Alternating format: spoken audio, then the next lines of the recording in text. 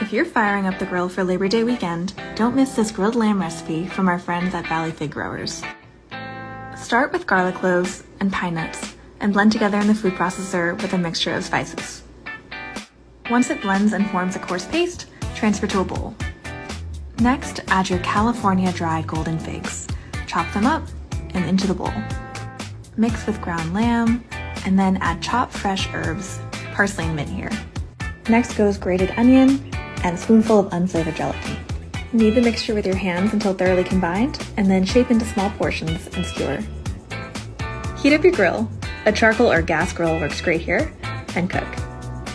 While the skewers are cooking, turn your attention to the garlic and yogurt sauce. In a small bowl, mix together yogurt with garlic and lemon juice. Next, add a couple spoonfuls of tahini, and finally, a little bit of salt.